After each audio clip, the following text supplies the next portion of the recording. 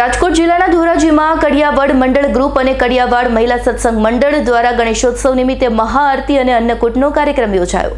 ધોરાજીમાં આવેલ કડિયાવાડ મંડળ ગ્રુપ અને મહિલા સત્સંગ દ્વારા ગણેશોત્સવ નિમિત્તે કડિયાવાડ વિસ્તારમાં ભવ્ય ગણેશ ભગવાનની મૂર્તિ રાખવામાં આવેલ, જેમાં આજરોજ ધોરાજી મામલતદાર, પોલીસ, પીઆઈ, પીએસઆઈ અને પોલીસ સ્ટાફ ફરજ હસ્તે કડિયાવાડમાં બિરાજમાન ગણેશજીની મહાઆરતીનું આયોજન કરેલ હોય। સાથે સાથે કડિયાવાડ યુવક મંડળ અને મહિલા સત્સંગ મંડળ દ્વારા દરેક ધાર્મિક તહેવારો ભવ્યથી ભવ્ય રીતે ઉજવવામાં આવે છે। કડિયાવાડ વિસ્તારના સ્થાનિક લોકોએ હર્ષભેર ભાગ લીધો હતો અને અમરનાથની શિવલિંગના દર્શનનું પણ આયોજન કરવામાં આવેલ હોય। મારું નામ ફોરમ પ્રશાંત ગોયલ છે। આજે ગણપતિનો કાર્યક્રમ કરવામાં આવ્યો છે। આજે મહાઆરતી, શિવલિંગના દર્શન છે। પછી 13 વર્ષથી અહીંયા ગણપતિ દાદાના સ્થાપનાઓ થાય છે। બધી બૈરાઓ, કાર્યકર્તા ભાઈઓ અને બધા લોકો સાથ સહકાર આપે છે। સાતમ આઠમનો બી કાર્યક્રમ અહીંયા સરસ રીતે થાય છે। 2 દિવસ ઉજવાય છે। દુર્ગા વાહિનીની બહેનો તલવારબાજી કરે છે। અહીંયા કાર્યકર્તા ભાઈઓ દ્વારા પણ તલવારબાજી કરવામાં આવે છે।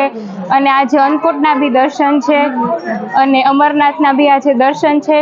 અને આવો સરસ લાવો અહીંયા કડિયાવાડ યુવક મંડળ દ્વારા ભાઈઓ, કાર્યકર્તા બહેનોનો સાથ સહકારથી અમે વિવિધ તહેવારો, અલગ અલગ પ્રકારના તહેવારો ઉજવીએ છીએ। ભાવેશ દિનકર વ્યાસ અહીં કડિયાવાડ યુવક મંડળ દ્વારા દરેક પ્રકારના કાર્યક્રમો કરવામાં આવે છે। આજ રોજ તેમને મહાઆરતી, અમરનાથ શિવલિંગના દર્શન કરવામાં આવ્યા। કડિયાવાડ યુવક મંડળ દ્વારા જે કાંઈ કાર્યક્રમો કરવામાં આવે છે એમાં માતાઓ, બહેનો અને પાડોશના બધા સહકાર પૂરતો મળે છે। આ જ રીતે જન્માષ્ટમીનો ઉત્સવ હોય, દિવાળીનો તહેવાર હોય, એ પણ કડિયાવાડ યુવક ગ્રુપ દ્વારા ખૂબ જ હર્ષ ઉલ્લાસથી ઉજવવામાં આવે છે। ગણપતિ વિસર્જનની અંદર પણ ઘણા બધા બહેનો ભાગ લે છે। ગણપતિનું જ્યારે સ્થાપન થયું ત્યારે પણ ઘણા બધા બહેનોએ સહકાર આપ્યો છે। આજ રોજ અન્નકૂટ પણ મૂકવામાં આવ્યો છે અને એ સિવાય આની અંદર મહાઆરતી પણ કરવામાં આવે છે। આપણા વિસ્તારની અંદર બધા માતાઓ, બહેનો પૂરતો સહકાર આપે છે। એ બદલ કડિયાવાડ યુવક દ્વારા તમારો પણ ખૂબ ખૂબ આભાર માનવામાં આવે છે। અસ્તુ ભારત માતા કી જય। Bureau report, S9 news, Dhoraji.